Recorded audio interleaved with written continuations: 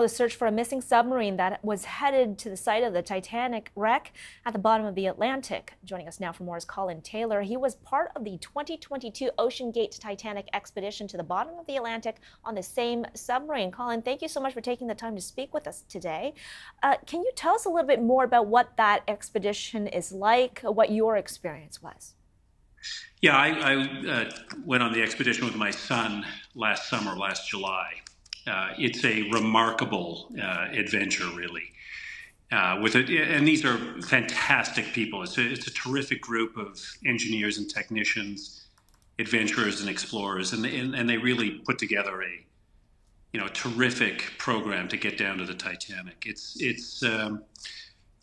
truly a fantastic dive. And it's you're really pushing to the limits of what people are capable of doing. It's about 2.5 miles down, almost 4 kilometers. It takes about 2.5 hours to get to it. We spent 4 or 5 hours at the wreck itself, and then about 2.5 hours to get back up. And there's procedures before and after that are part of the dive as well. But really, just a remarkable trip. And when the news sort of came out this morning, I was candidly shocked to hear, and obviously very concerned for the people involved. Right, and Colin, talk to us a little bit about that shock, because when it comes to going on a mission like this, what are the risks involved and what kind of training do you receive?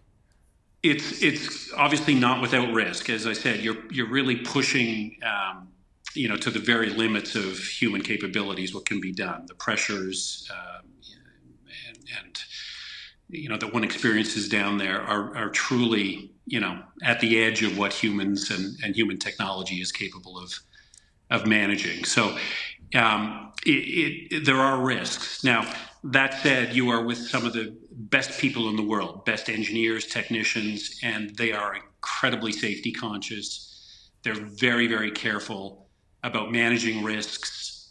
They are very risk averse. And so our experience on it, my son and I, and we'd done quite a bit of due diligence, prior to all of this. A friend of mine is an engineer on a nuclear sub and knew these people well and spoke very highly of them. And our own experience while we were on board for the week was incredible.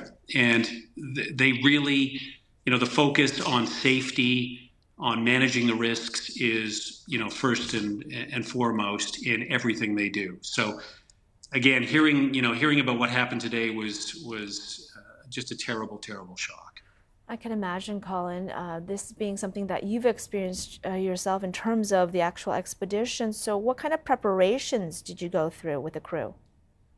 There is obviously training. You spend a week in training. You get very involved in the mission itself. So both my son and I were involved, my son in particular, in assisting the engineers and technicians in checks on the sub, which occur all through the day, literally 24/7. They are monitoring and checking that sub to make sure it's ready to go.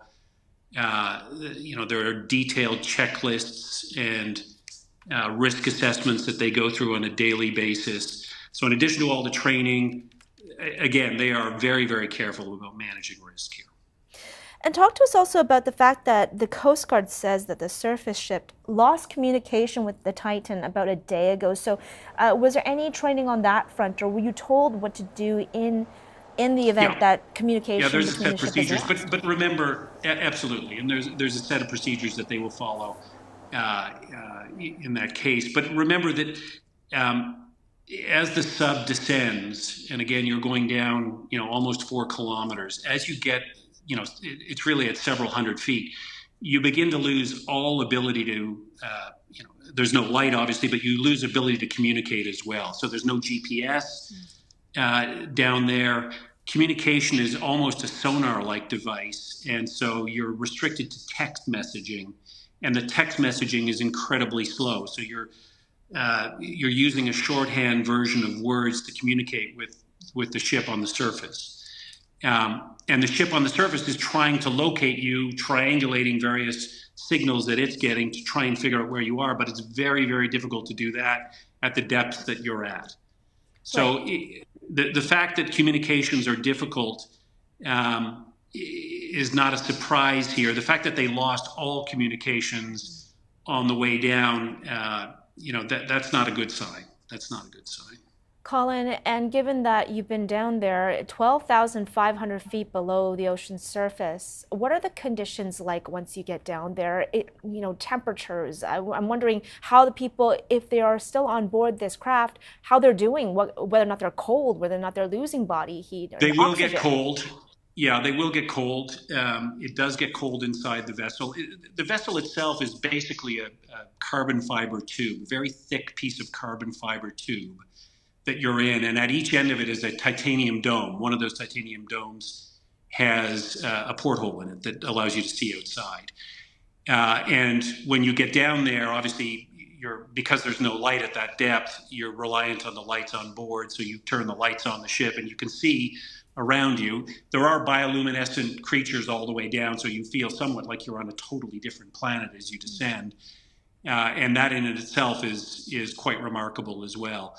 But the ship itself will get cold. The ambient temperature there is below freezing, and so it does get cold inside that vessel, particularly on the titanium surfaces.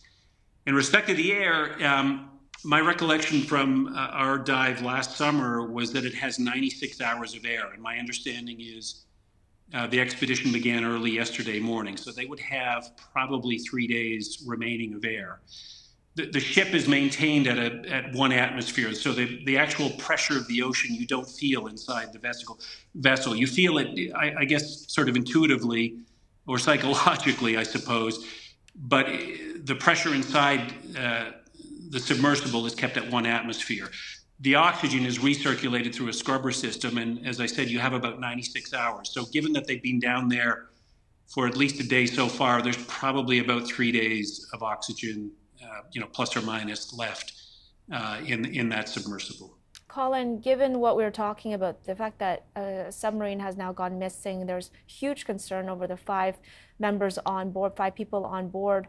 Has it made you rethink whether or not this is something that you would want to do again? Yeah. These are, again, I think we all have our own sort of risk tolerances. These kind of expeditions and adventures are not without risk. We thought about it long and hard before we went. And before we got in the vessel the day of the dive, my son and I had a heart-to-heart. Now he's 22, so his ability to judge risk, I think you could question. But he's a very thoughtful young man. But we had a heart-to-heart, and I said to him, "Look, if you are uncomfortable in any way, now's the time to pull the chute." He wanted to go ahead. I was prepared to do it, and we did it. But, would I do it again? I don't know.